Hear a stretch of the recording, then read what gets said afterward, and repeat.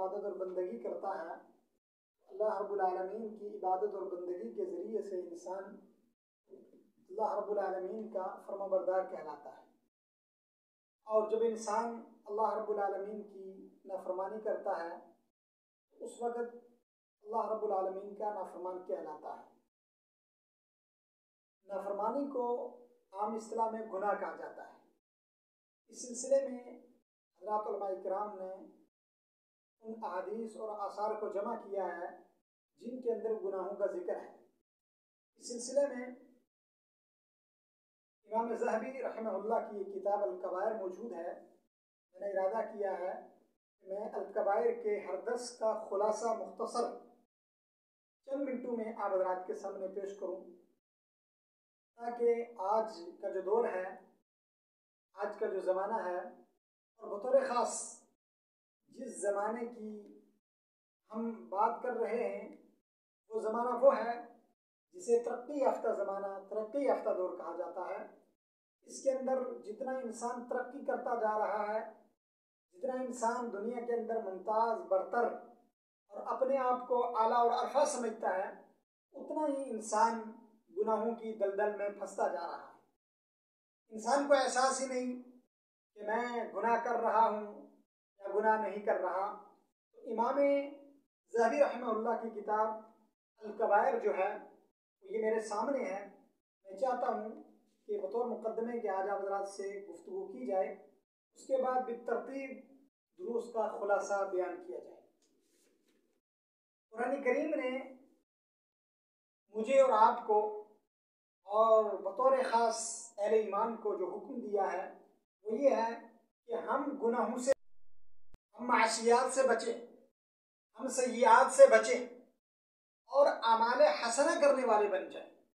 आमाले हसना उसी सूरत में हम करने वाले बनेंगे जब हम अल्लाह रब्बुल आलमीन के अवामिर और हुजूर नबी अकरम सल्लल्लाहु अलैहि वसल्लम की तालीमात पर अमल करने वाले बन जाएं।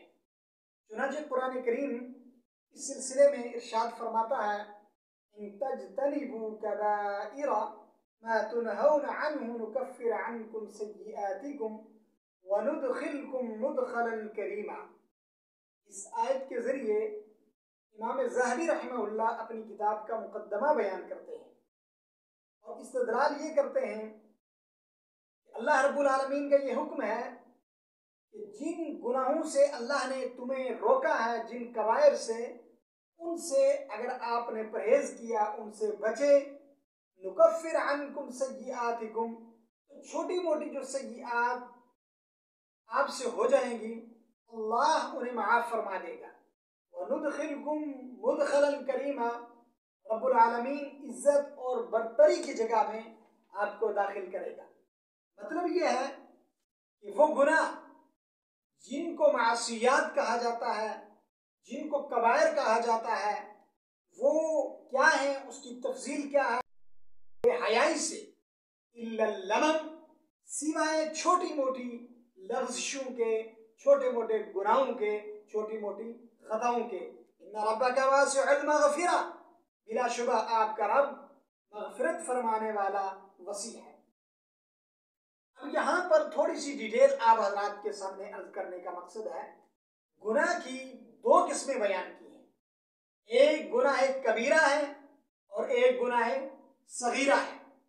वैसे तो जितने भी गुनाह, जितनी भी नाफरमानियाँ की जाएं वो सारी की सारी कबीरा है। कबीरा का मतलब यह है कि वो बड़े गुनाह हैं, लेकिन उलमा ने वो गुनाह जिस गुनाह पर वईद, जिस गुनाह पर हद या जिस गुनाह पर लानत भेजी गई है, उनको गुनाह, इनके दरमियान में अगर कोई गुनाह होगा और एक जुमा उससे लेकर दूसरे जुमे तक अगर किसी से कुछ गुनाह हो जाएंगे तो अल्लाह रब्बुल आलमीन इन 5 नमाजों के जरिए और जुमे की बरकत से उन गुनाहों को माफ फरमा देगा।